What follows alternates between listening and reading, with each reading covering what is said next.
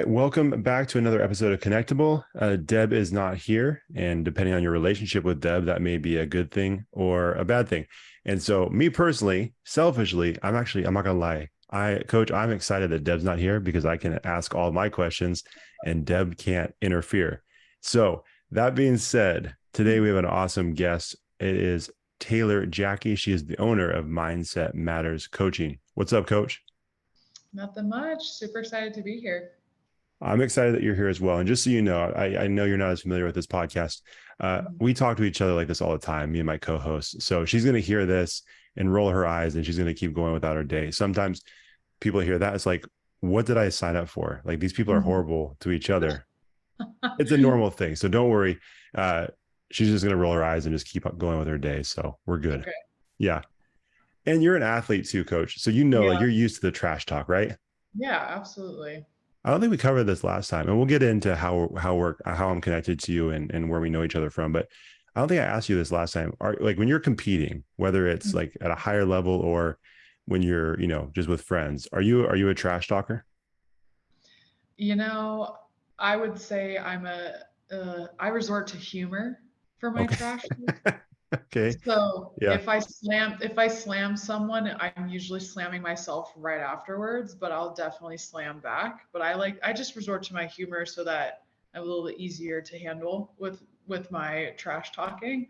Um, but yeah, I'd say that's definitely my style is from the humor side of it. I like So that. I know a lot. I have three younger siblings, and all of us do that all the time to each other. So yeah, the humor sometimes it gets out of hand. It's like, are we really joking? I think we're just yeah. taking shots at each other. This seems personal now, but for the most part, there is some laughter involved there, but I like it. So, anyways, we are connected. We always talk about how we're connected with our guests because it is called Connectable. And the way you and I are connected is actually really cool. I was talking to my wife about this. Mhm. The whole point of this podcast is to help our audience get connected with our guests and our guests get their message out there so our audience can connect with you guys. And the way I know you is actually like the perfect story for a connectable podcast because I had another coach, Lucas Still, on my other podcast, Home Team Sacramento. And after we were done, I think a day or two later, he sent me a message and he said, "Hey, I have another friend that would be awesome for your podcast." And I had a great conversation with him. I know a lot of people love and respect him, that who I know and respect a lot. So I'm like, okay, cool. If he recommends Taylor Jacky, she must be awesome. And so I had you on, and you didn't disappoint. You were an awesome guest. You had some great things to say. And so that's basically how we're connected. It was word of mouth. And again, that's just the whole point of this podcast is getting more connected to the community around us. So that's pretty much it. It's pretty simple. That's how we're connected. But um, that's enough of me talking. How did you get to where you are today? Tell us a little bit about who Taylor Jacky is, what you do, and like I said, how you ended up on this podcast here on July 20th. Okay. Well, I was born and raised in Sacramento, so I'm from the area and have been an athlete since I was 3. And for a long time, I thought my sport was soccer. So my parents encouraged me to play multiple sports growing up, which I am always going to be grateful for. So I played soccer, basketball, softball, did a little bit of gymnastics, and definitely had my take on all these different sports. However, it wasn't until I was 14 where I fell in love with volleyball. So once I got a volleyball in my hands, it was just game over from then, and knew I wanted to play volleyball in college. So I went to River City High School, played for their soccer team for 1 year, and then after that, I was just a volleyball player at River City, and was a club hopper for volleyball. People don't really do that anymore, but I only had 4 years of club experience, which is considered very late. And we kind of talked about that at your last podcast. And I ended up still playing in college at William Jessup University in Rockland and had a great experience there. Knew I wanted to be with a small school and was fortunate enough to also have a high performance career for volleyball and played libero for the A1 training team when I was 21 for USA, and then went on and went to the Olympic Center in Colorado and had all of that experience as well.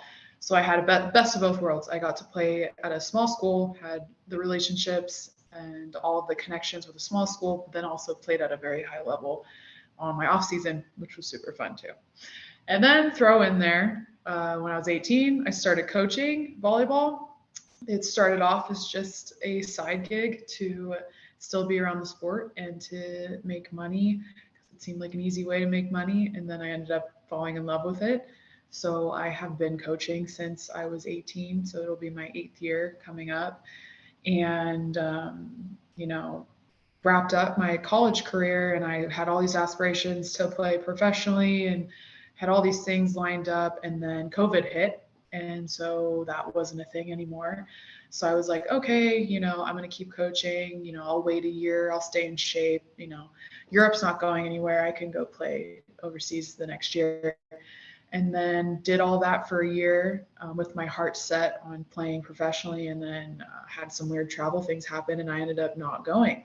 So there I was, just heartbroken for 2 years straight. Was just determined to make this dream happen and then just feeling like I just could not make it happen. So I was like, okay, like what do I offer this world that isn't my ability on the court? I love coaching it. I love being around young people and young players because I see their love for the game and I still have that same love even though I'm old to them, Yeah. and I was like, okay, I'm going to just throw myself into coaching and kind of go from there.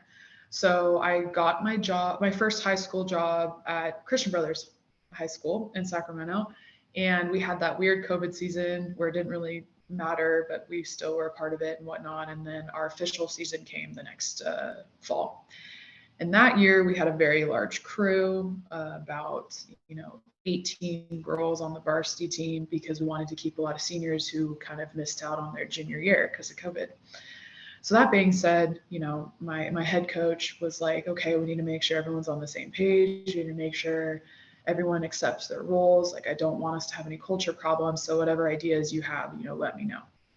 So I was like, okay, I can take that on. I'm going to think of some ideas. And so I started doing journals with them and started giving them prompts to help them think about scenarios and to help them realize the culture they were setting and also just validate that their role is very important on this team. And, I didn't want it to be like homework for them. And I don't think I portrayed it that way because they seemed to really enjoy it. And, by the end of that season, I had girls giving me their journals 2 or 3 times a week, talking about life stuff, talking about how do I tell my parents that, yes, I'm not playing on the court, but I feel so connected to this team and I feel like I'm making an impact with this team. How do I tell my parents that because they're upset? Very hard, tough conversations that, kids have to go through and sports puts them in those positions. Or just as simple as like, how do I maintain a social life when we have this crazy schedule and we are at a college prep school and my parents expect the most out of me. They're paying for me to be here and just all of these stress and pressures that they go through. And so I realized, wow, what these kids are going through, identity, core values, how to manage stress, how to make big decisions, getting ready for college are the same type of things that I was just dealing with at 21 years old and they're 15, 16 years old. So after that season, we had an incredible season that year. We won league. We got all the way to section finals and, sadly were runner-ups, but went on to the 3rd round of states. Like they had just an incredible season. And on paper, it wasn't the most talented team, but we had the most strong culture. And those girls were just so connected because of how much work they put in outside of the court and how vulnerable they were and just kind of threw themselves into that and trusted me and the coaches to help them. So then I got digging and I was like, okay, that worked for them. Can I make this work for another team? Like, can this be something that can be implemented to any sport? And then I did all this research for about a year and a half, and just I'm a nerd at heart, so I loved the list part of it.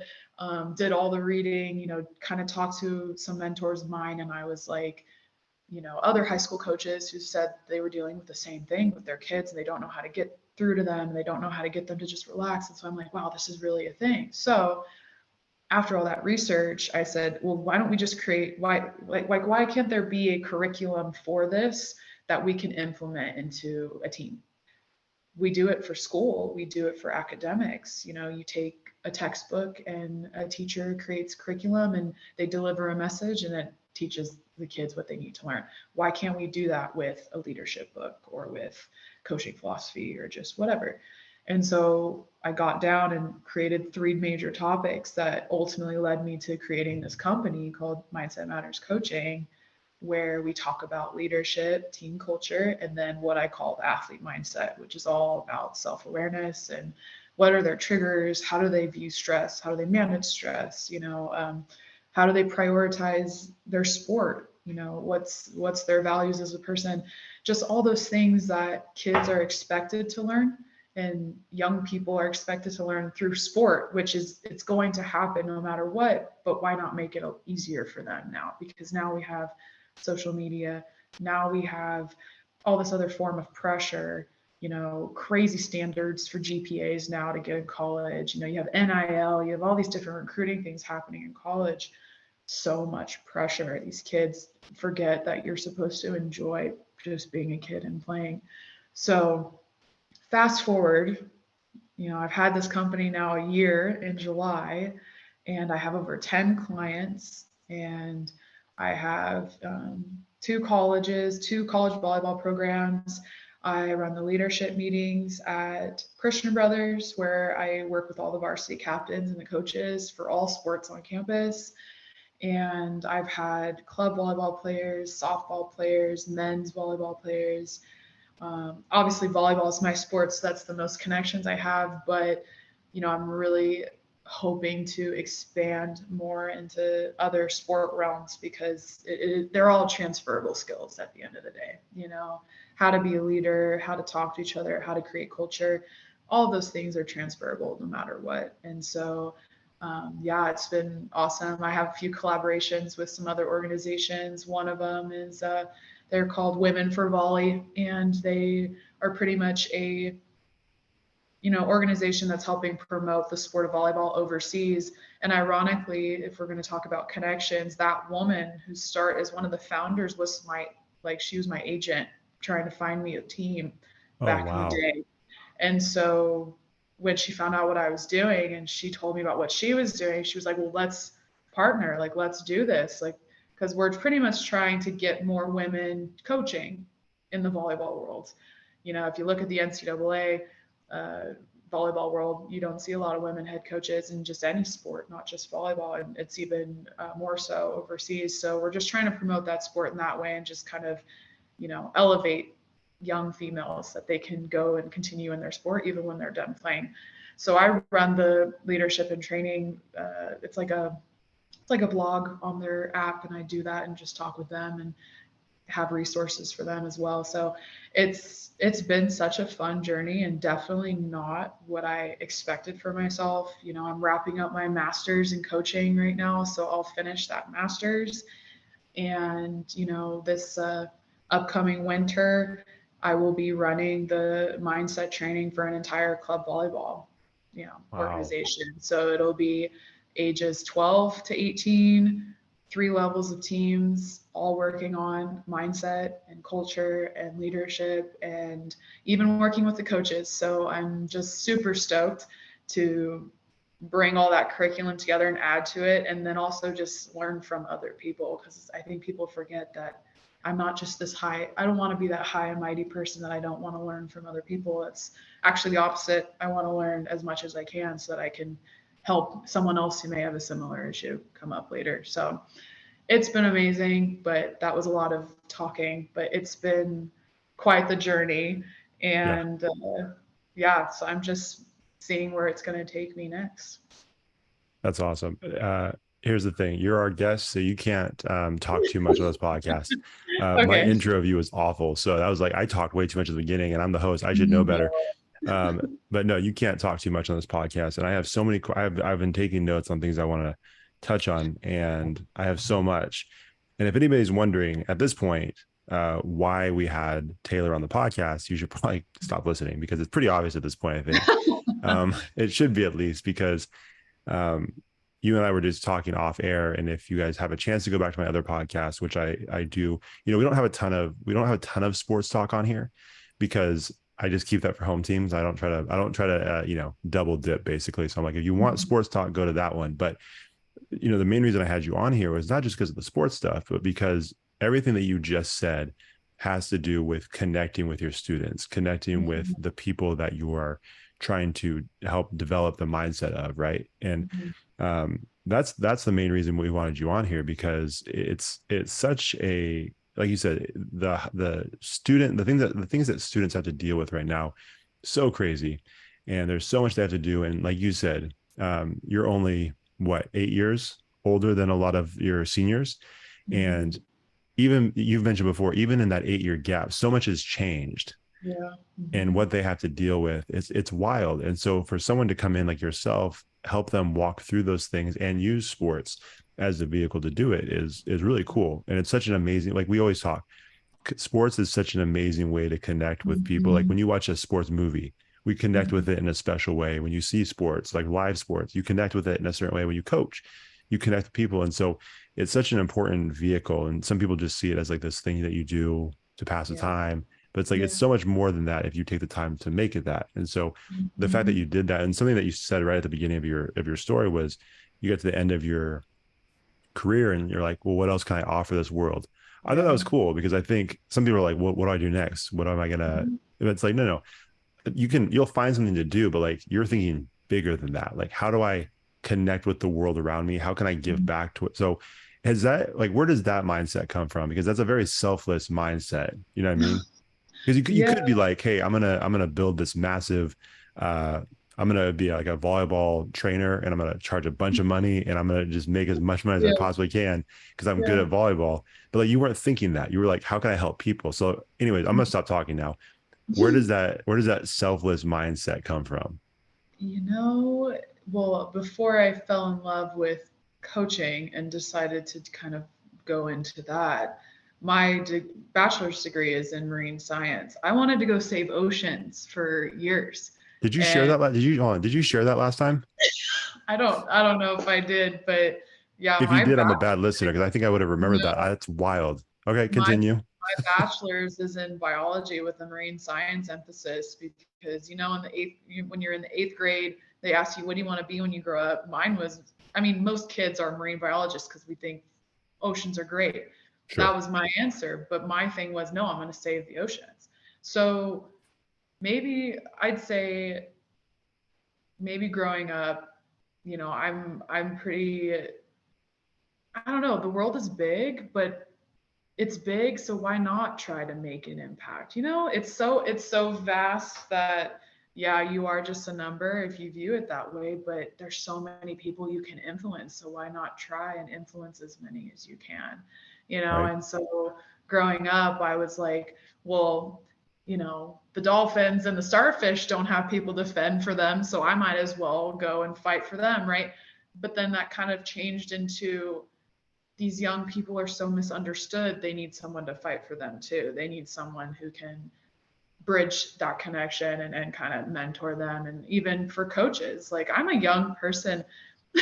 So me walking into a room full of very seasoned, great coaches and saying, hey, this is how you should talk to your players. It's very difficult. And sometimes I catch myself, I'm like, I don't know who wants me to talk to them, but it's the same mentality, right? It's Yeah. like, I'm going to be a voice for someone who may really need it and may need a coach who connects with them at a different level. So, to answer your question, I think I always just wanted to make some sort of impact. And so when that passion changed for me, the question was, okay, what's the next passion that I'm going to make the impact with? Yeah. So I'm not too sure. I think I just always knew I love to serve others. I think I just have a servant heart. Yeah. So, I think I just, once I found that new passion, I was like, beautiful, that's how I'm going to do it. I Yeah, felt like with sport, I could serve my teammates and my coach by with my performance, but now with no more performance, how do you serve others, right? And then there's sure. so many other ways to serve other people. So I think that's kind of where that came from. Yeah, that makes a ton of sense. I'm sorry. I'm not gonna lie. I'm a little bit stuck on the marine biologist thing. Yeah. Because I wasn't expecting that. Yeah. And it's like we have Shark Week coming up pretty soon, right? All I know. Are It's you a so big great. Shark? Are you a big Shark Week fan, or because I feel like I some am. people see Shark Week as like this is not the real thing. Like, let me take me to the ocean. Let me dive with the You sharks. know, I got my scuba certification while, in my undergrad, so I find that stuff fascinating, but I'm also a walking oxymoron because I get really seasick and yet I wanted to go save the ocean. So you probably shouldn't put much weight on my opinion, but I don't know. Anytime anything's educational, I think it's great. Like I just sit back and just relax and learn something, but I think that's my personality too. Andrew, this is wild that we're having this conversation right now because literally I'm talking not even 30 seconds. As I was walking in this office to record with you, my Mhm. wife showed me this thing. She's like, did you know they have cocaine sharks? Have you heard about this? She wants to do a spit take. I have. Don't they use them as like they're like mules, right? She just told me that. Yeah. I'm not joking. Literally 30 seconds. I was walking and closing the door and she's like, cocaine sharks. And I'm like, what? So I'm gonna have to talk more about her. This is very weird timing. Yeah. So and You it's want to see wild more that you knew that. people. Okay, so That's you so knew that they were like these cocaine mules. yeah, it's horrible. It's Like pretty horrible. it's horrible. Yeah, I was thinking it was like Cocaine Bear, the movie, but not quite as funny. It wasn't quite as funny. I thought the sharks were like on cocaine. Like, Well, yeah, that's kind of you would assume that, but I mean, humans are pretty intelligent. You would think we would think of a better method than strapping them onto sharks, but I mean, I not all guess humans. You know, yeah, I we guess we want to connect with people. But we've also we know some people, you know, that it would not surprise me. It's like, that sounds like a great idea. Let's try that. yeah. Oh. So, anyways, we don't need to go down that road too far. I did want to make a note too because you mentioned Christian Brothers. I didn't even make this connection when I had you on the show. I don't know why, but we actually had Kira on the show a Oh, little while yeah, ago, Coach yeah. Kira McKechnie. So Mhm. she's awesome. She's actually getting married pretty soon. So shout out to Kira. Congrats to I think you. this week. I Is it think is it this really week. this week? Yeah. Dang. Yeah. Okay, so by the time this drops, you have been married. Congratulations. But Yes. yeah, it's a lot of great people at that school. So it's cool that you get a chance to work with such awesome coaches and such, awesome athletes in one place. And I love the fact that because I know when we first started talking, I think you had a couple clients at this point. So you have 10 clients now. Yeah. Yeah. That's awesome. And it's Mhm. interesting too, because you mentioned that you work with both males and females. Mhm. Now, I don't think we talked about this last time either, but what's the um, connection like when you have a male team? Like, is there hesitancy because they see a young woman walk in and they're supposed to listen to you, or do you not get that resistance across the board? Are they actually pretty, you know, um, willing to listen to what you have to say? I the biggest difference I've seen is through actually sports. There's some male sports where the athletes are more receptive and open right away, and then there's other sports where they are more hesitant, and I have to kind of prove myself that I know what I'm talking about for them to start listening.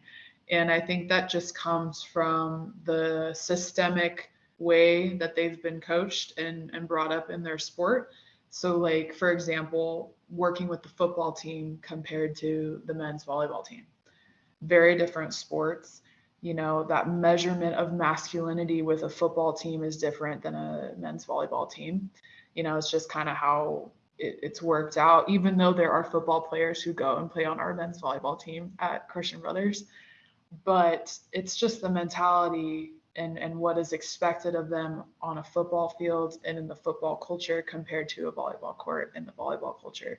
So, I worked with our men's volleyball team more closely actually, and they were very open and receptive because I think they realized that while we do have these issues, we do need help with A, B, C, and D, and she knows what she's talking about. She's here to help us, and I think that was communicated from their coach. Meanwhile, a football team, that's not being communicated to them. What's being communicated to them is it's a mandatory meeting. They have to be there. We have to take time out of our practice and come to that meeting. So you need to make sure your butt's in the seat. So just how, the type of training and session is portrayed taints, the first impression I make with them.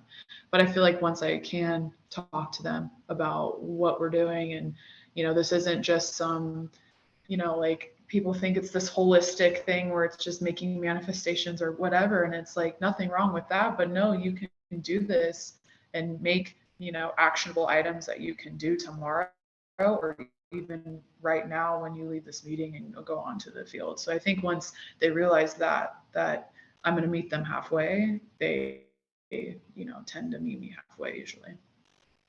Gotcha. That is very interesting. It is interesting that you can see the differences based on the sport. And I know 100% what you mean when you say it comes down to the coach and whatever Yeah. messaging they decide to use when they're explaining. Because I've definitely been in a situation where it's like, hey, just be quiet. We've got to go to this thing. It's like, well, you're not even setting the person up for success. Yeah. And I've seen people that don't before. even realize they do it, Yeah. and that's why I don't take it personal at all. And it's not a bash against anyone at, CB or anywhere. It's just, again, it's a thing that we do normally that we don't really think about. But I think I've just become really, sensitive to seeing that because, I don't really know anyone else who's doing what I'm doing. So I don't really have someone to kind of compare, Sure. our experiences. But I also know I'm a young woman coming into a male dominated sport. So of course there's going to be, some of that. But, I think once they have a conversation with me, they realize I have good intentions and I'm not trying to just, sell them on a product. Right. Right. Which is huge. Yeah. It's interesting. Yeah. I spoke to a team one time. I'm not going to say what school it was, but this coach asked me to come speak to their team when I was working for an organization called Character Combine.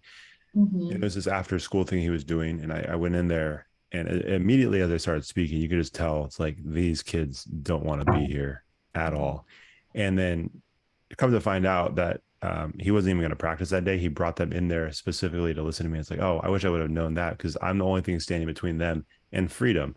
So Yeah. of course this Yeah. is not going to go well. But then as I'm speaking, I look in the back and he's on his laptop, not paying attention. It's like so you're kind of setting Mm-hmm. that tone. It's a similar thing. It's like, man, I don't think sometimes coaches, I think most coaches realize that they are really leading and setting the tone for their athletes and everything they do, but some of them just don't quite get that. And it Mm-hmm. really does start reflecting in the attitude and the mindset of the team, which is Yeah. sometimes a scary thing, unfortunately, Yeah, it is. for It certain is. coaches. Yeah. Um, so as far as this idea of journaling, that's something that Mm-hmm. stuck out to me with last time we podcasted together. And I'm glad you brought that up because I wanted to touch on that again. Mm-hmm. It seems like that's a really cool way. Because, one of the questions I had for you was, what are some of the challenges of connecting with athletes of any gender, of any sport, of any age? Like there's got to be a lot of challenges that come with connecting with everybody. Like if you have a group of 15 athletes, some of them may warm up to you right away. It's like, I want to be your best friend. Like, what do I have to do? And then others are like, what's your name again? Like, why are Yeah. you here? Like, they could not care any less. And then Yeah. everything in between. And I felt like when we had the last conversation, the journaling was such a critical part of what you do because although you're talking about sports and you're talking about competition and mindset, they're started, like you mentioned, hey, I'm having a tough time having this conversation with my parents, or hey, Mm-hmm. I'm having a tough time dealing with the stresses of X, Y, or Z. And it's Yeah. it's almost like this very simple thing that opens the door for some really deep conversations. So Mm-hmm. where did that idea come from? And like how like, is it just me or like how critical is that to what you do? It's very critical. I've talked to a lot of coaches, and we all feel like young people just have a really hard time talking now. And you know, as coaches, we can be like, "How was your day?" Fine. Okay, cool. Let's go into practice. and I think it actually comes down to what type of questions are we asking, right? If you already had a conversation and it's finals week, you start out practice with, how are your finals today? What finals do you have next? Right? A question that has to have an answer so that they start talking to you. And they also realize that, wow, she listened or they listened. They know what's going on in my life. I feel like just taking that extra time, that extra attention to let them feel heard, that what's going on in their life, automatically puts you in a better position to have those harder conversations. And it also, establishes that trust, that communication. You get the shy ones to start talking to you, and then the team gets to know the shy one because the shy one's talking to you in front of the team. Just all these other things that end up happening. But I feel like it's just asking the right questions. So I was really fortunate with the journals. A lot of those girls were older, so they just asked me those questions once that trust was established. And there was something about me handwriting a response, because they were writing pen and paper on a journal to me, and I was writing pen and paper back to them, handing it back to them. So something about that made it really personal for them too, because they saw that they wrote 4 pages to me and I wrote 4 pages back. And I think they just saw the effort. And I think it doesn't need to be in a physical form of a journal. I think we, as just mentors and around young people, if we just show that effort, they'll feel way more comfortable. Just that effort and just awareness of like what's going on in their life, they'll start feeling way more comfortable to talk to you about it. Yeah, I 100% agree about the handwritten letter. I remember um, someone who I was working for and interning for and working for. Her name's Shireen, who we've mentioned on this podcast plenty of times. She always used to say like how special handwritten letters are. And it really does show, like you said, an extra level of concern and time that you're putting into it, because you could, type something really quick and, or, just, jot down a really quick response. But when you match 4 pages, which I'm like, man, you did 4 pages for 4 pages. That seems wild.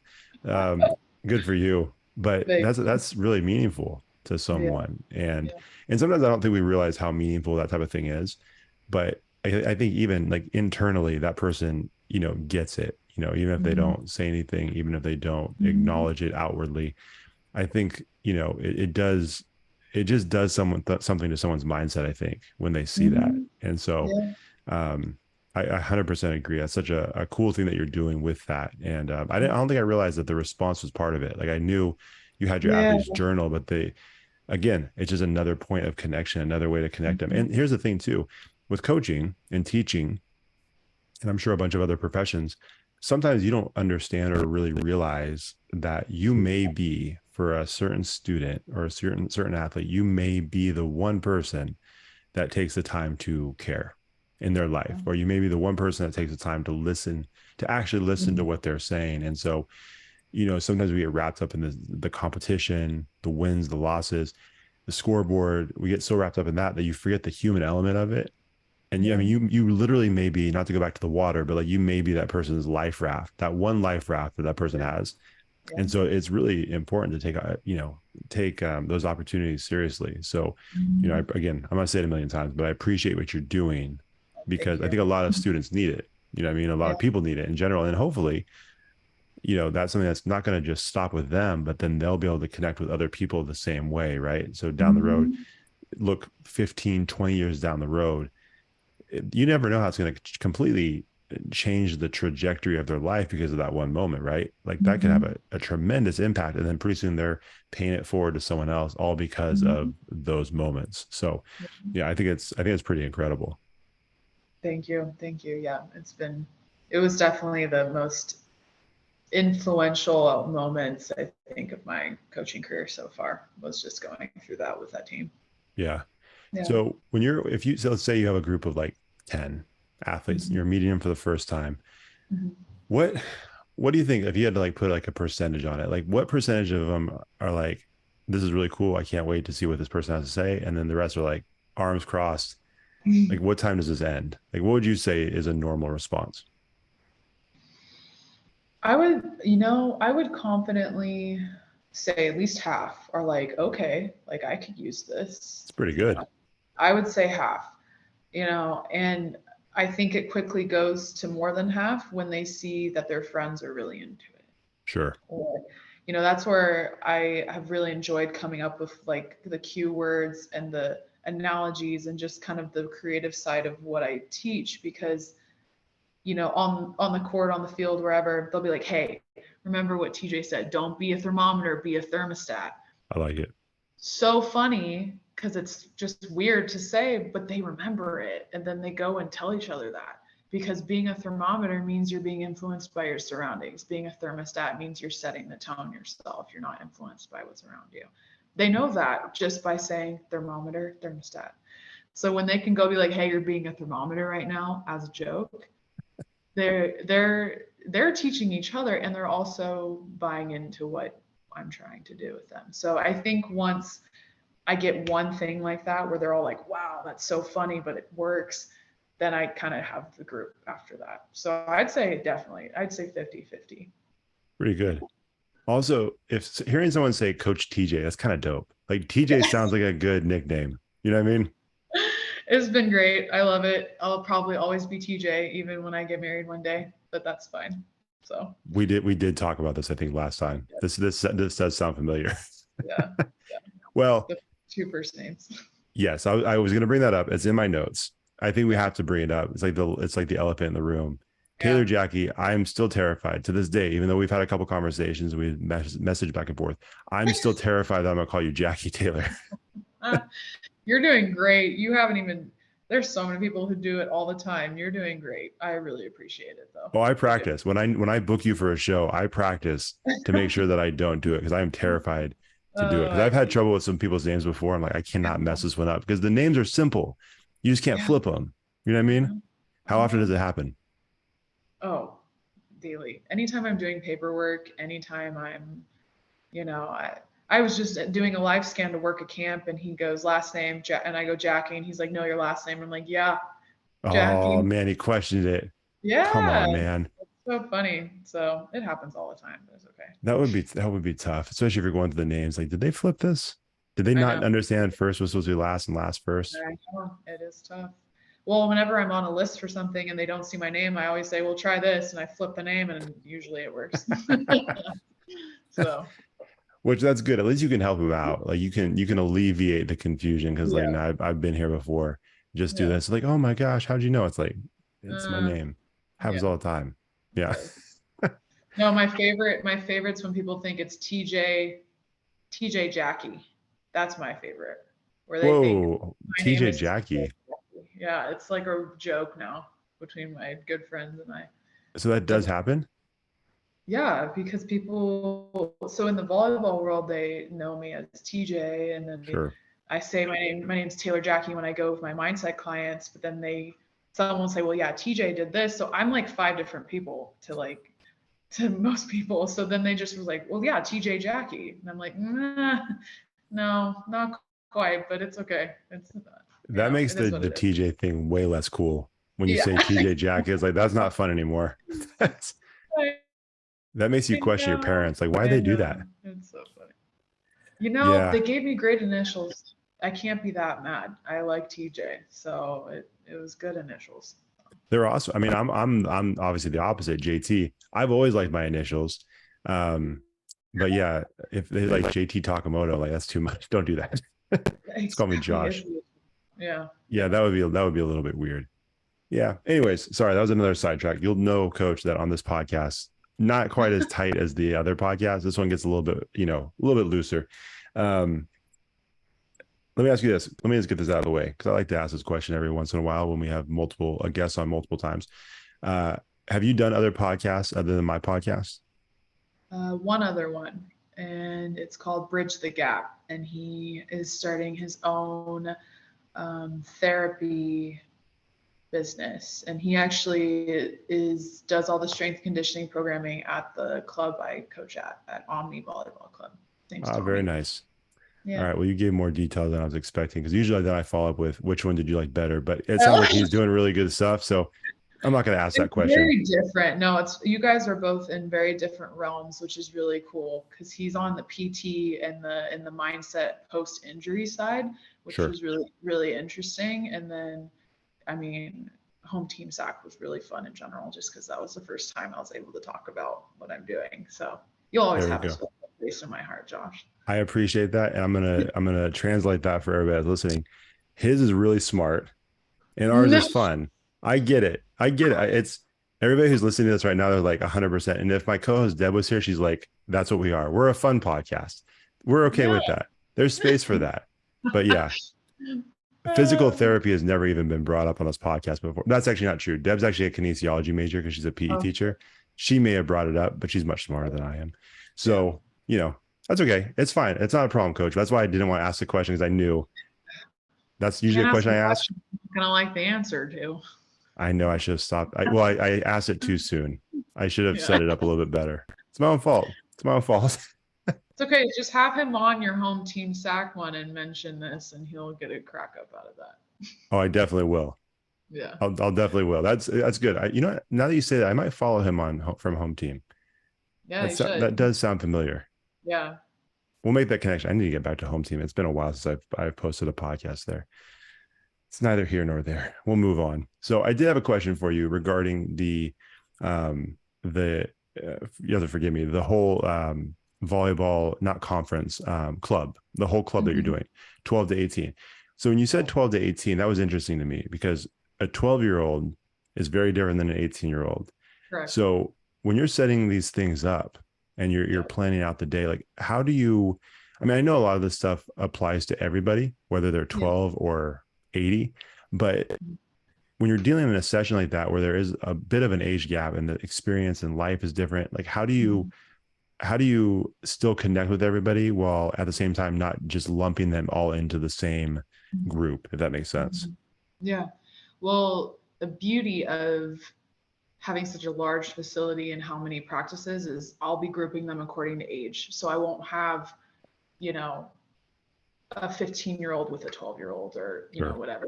Um, I actually think it'd be a great opportunity to have sessions where you do have an older team and young team in the same room and talk about it Not a together. bad idea. Yeah. I think that could be a great opportunity for the older ones to kind of say, hey, why don't you try this? And, kind of give them that opportunity to talk.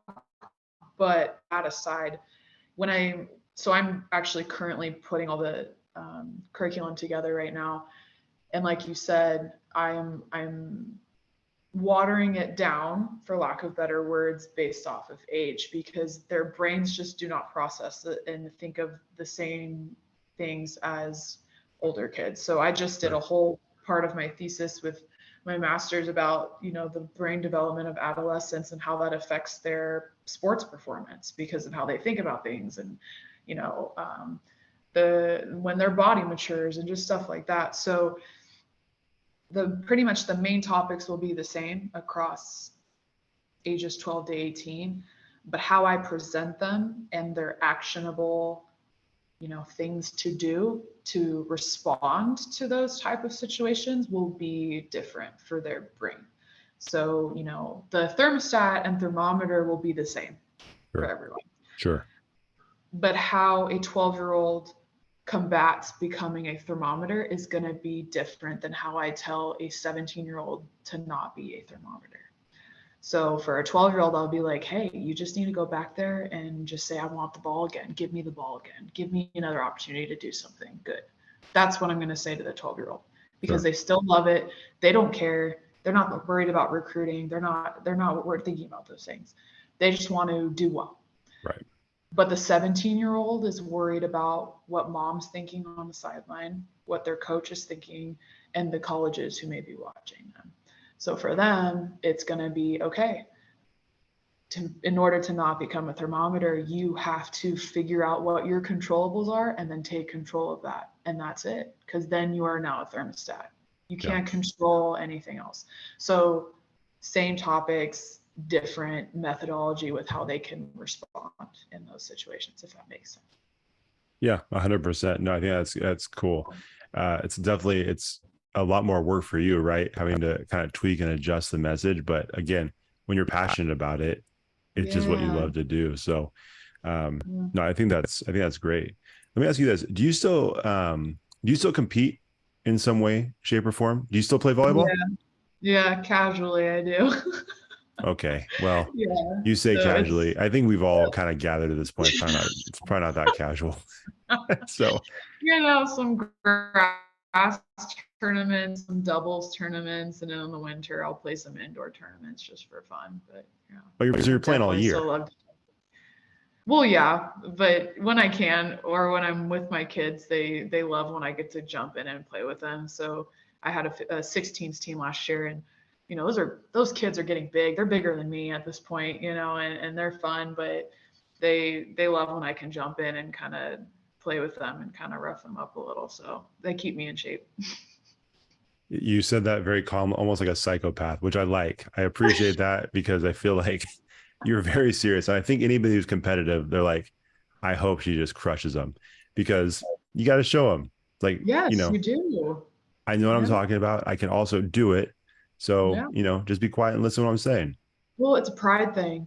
I hate to Yeah. say it, but it's a pride thing, Yep. and there is a level of respect you gain when you can go out there and demonstrate what you need them to do or to Hmm. do it. And while my body is able, I'm going to go out there and do it. Like one of the last practices we had, one of my kids got up and she got so mad at me because I kept just making it look effortless on purpose to just get her upset. And I saw her look at our setter and she said, "Set me the ball." And she hit this ball so hard at me. She actually hit me right in the chest and just popped Really? my chest. And I looked at her and she just turned and like turned on her heel with such attitude. And I was like, "I'm not mad about that. I'm actually really glad she just did that." And then I turned around and was like, "All right, do it again. It won't happen again." And then it's just more competitive. So I personally love that. That's where my shit talking comes in handy, where I'm like, "That's all you got?" Like you're a See? lot younger than me, but Yeah. it's so fun.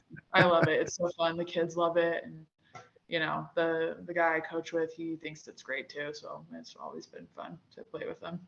That's awesome. Yeah, no, that makes sense. I always like to ask coaches that question because I feel like, some are like, nah, I'm good. I'm done competing.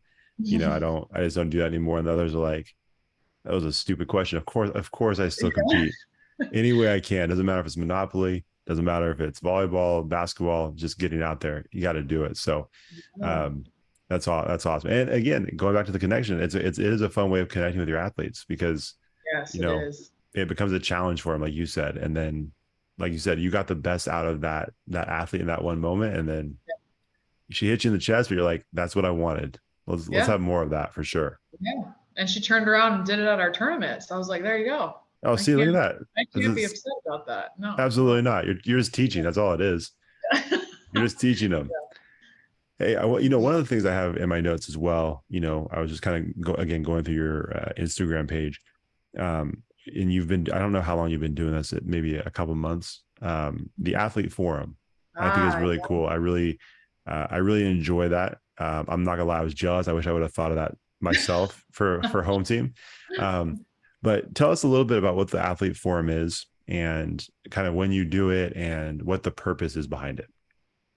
yeah. So just one of those days where I was like, wow, I was talking to an old friend of mine who played a different sport in college actually. And, she went through multiple injuries in a row and played for a D1 program and actually never was cleared to play in 4 years because of how many times she tore her ACL and just could not, Jeez. and she was just telling me about everything that was going on. And I was like, wow, I feel so inspired and so, like it's just relatable. I didn't have injuries like that, but just what she went through was relatable. And I'm like, man, kids need to hear this, And so then I was like, okay, I know a lot of athletes.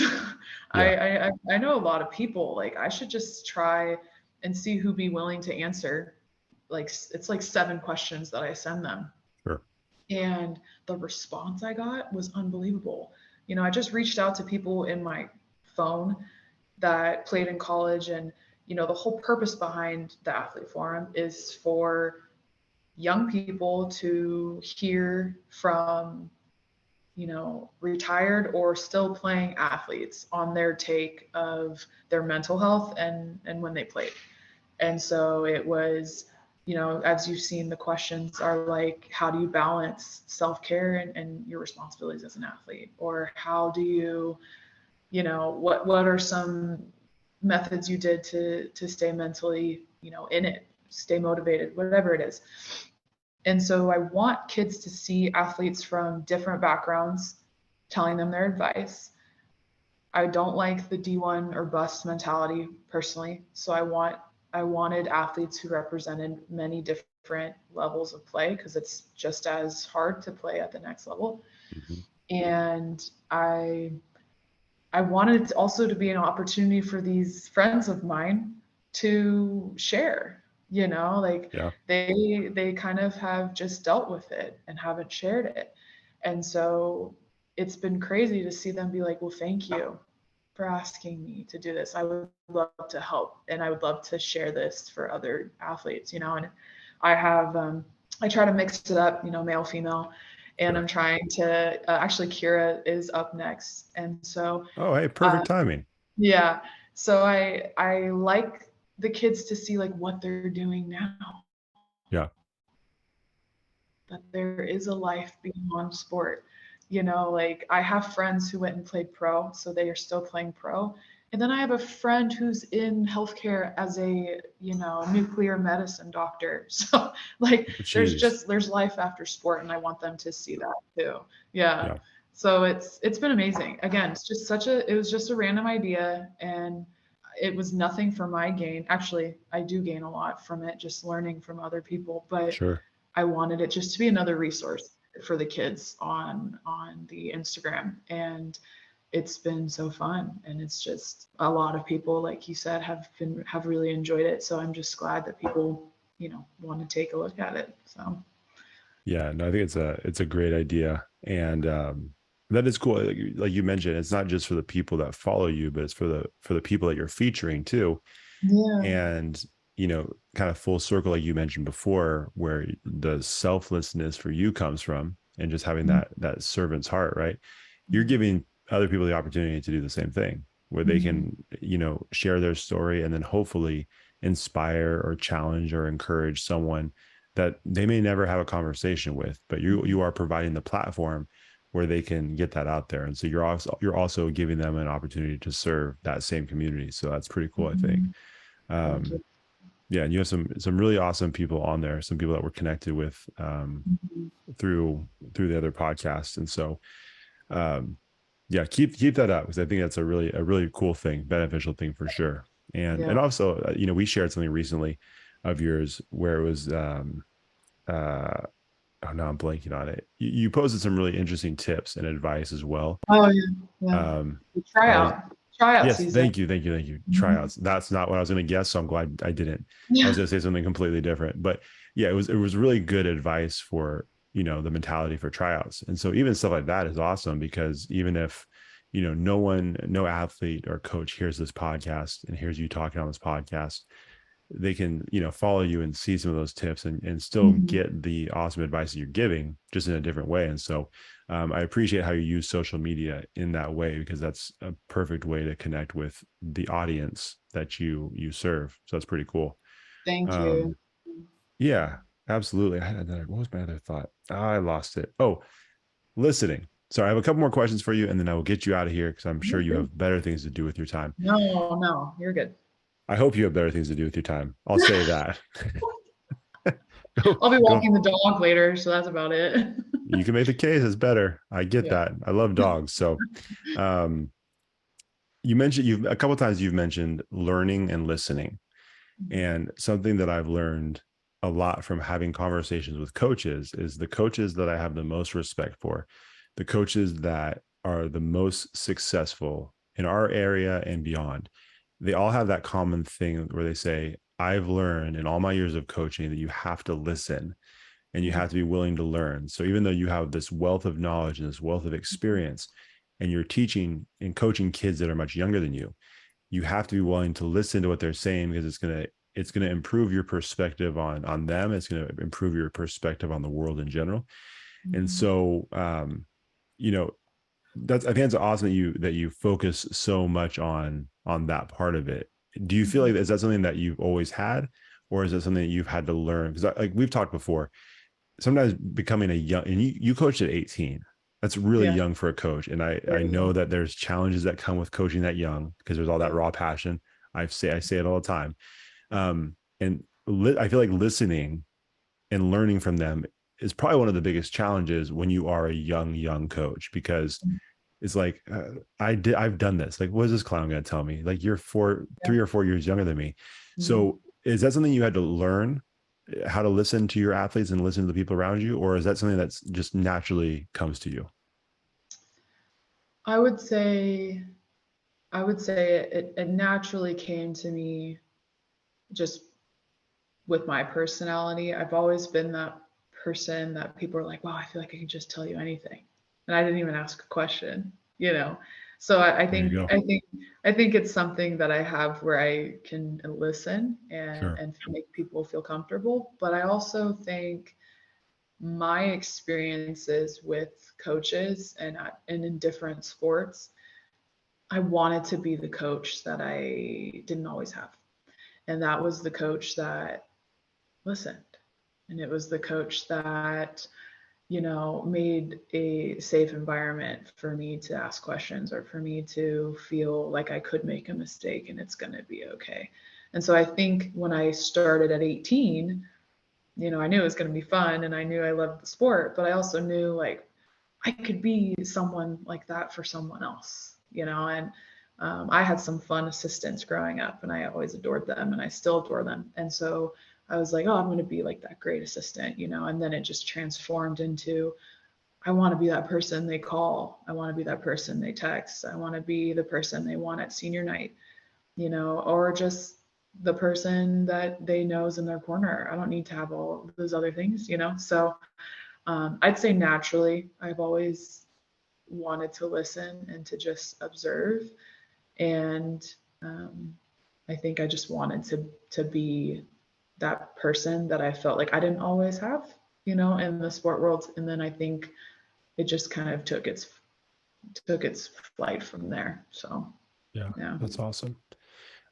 Excuse me. So you've been coaching for a little while now, and you've been connecting with athletes for a little while now. I always think it's cool when you have, in fact, I saw, one of our friends from the other podcast, Dana Smith, he coaches wrestling at Carnegie Middle School. Mhm. He posted a picture today with two of his athletes that came back to visit him after, Yeah, quite a few years.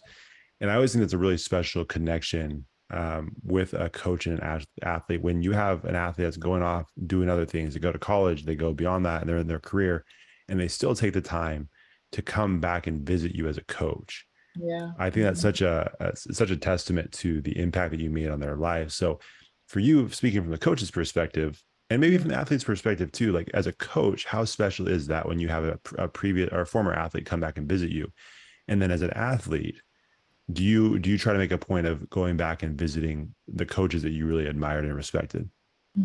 Yeah, from a coach's point of view, there really is nothing better, honestly. I just had coffee with two of my seniors from that group that I was telling you about at Yeah, CB. They're both home from college and they were like, TJ, let's go get coffee.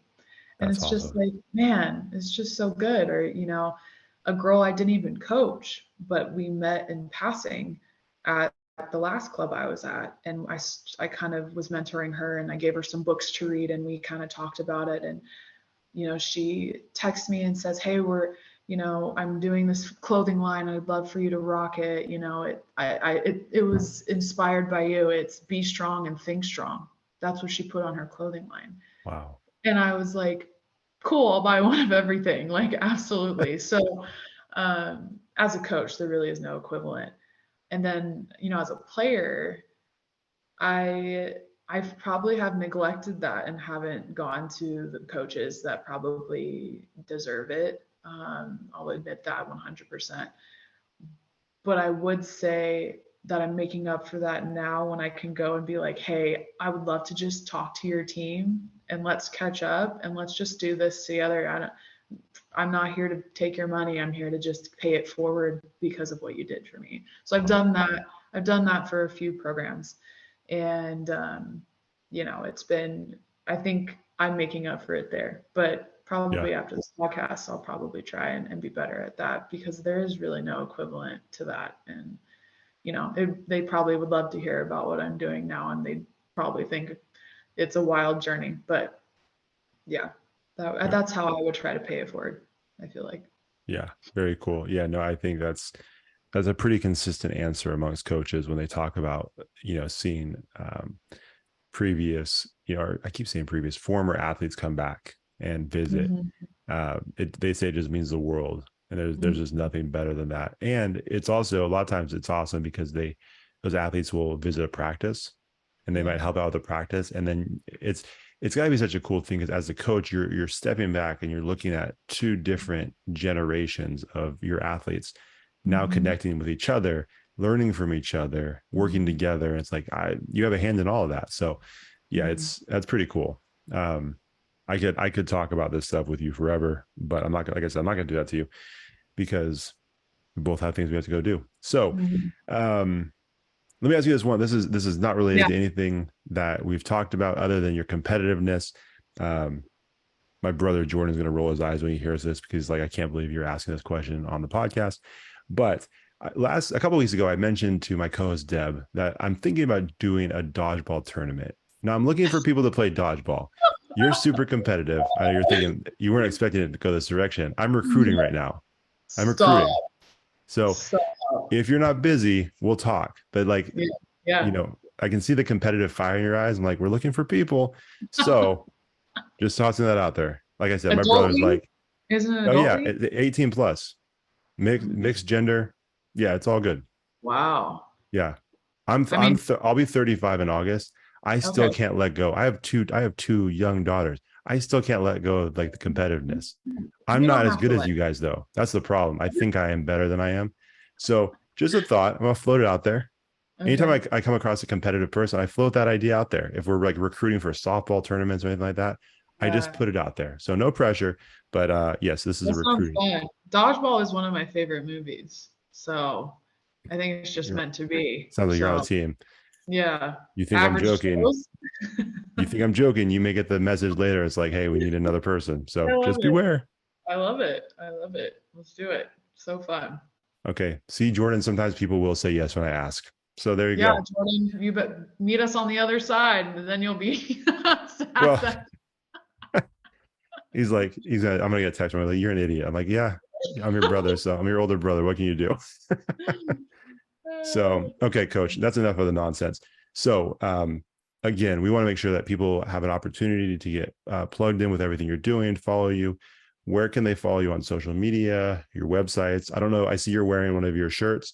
Are you still selling them or is that window closed right I now? will have another shop open in the winter time, so Okay, everything let will me know be. because I want to buy one. I didn't do Yeah, it last time.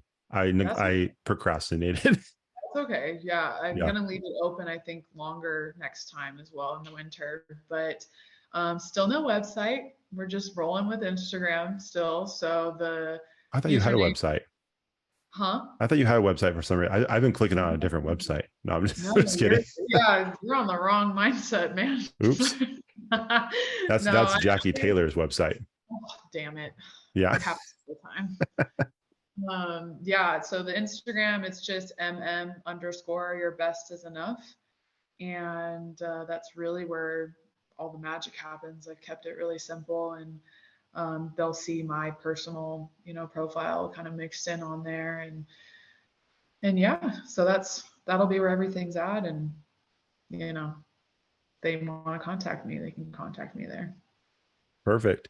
So yeah, and make sure you guys reach out, especially if you are a coach or a teacher that's out of school with sports teams, whatever the case may be. If you're a parent that thinks your son or daughter's program could benefit from this, reach Mhm. out, reach out to coach or reach out to us, and then we'll pass your information on to coach.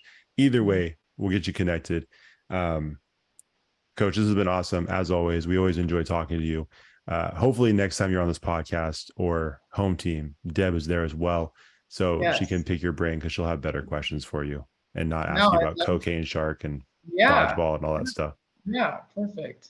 Perfect. So, yeah, it'll be better next time. No, No, It's been awesome. Thank you for having me. I always love talking to you, Josh. So anytime. We appreciate that. And so good luck with everything coming up, and we'll talk to you next time. Sounds good. Thank All right. you. See ya. Thanks for watching the show. If you enjoyed that episode, make sure you like it, share it, and hit the subscribe button to get a new episode every week. We'll see you next time on the Connectable podcast.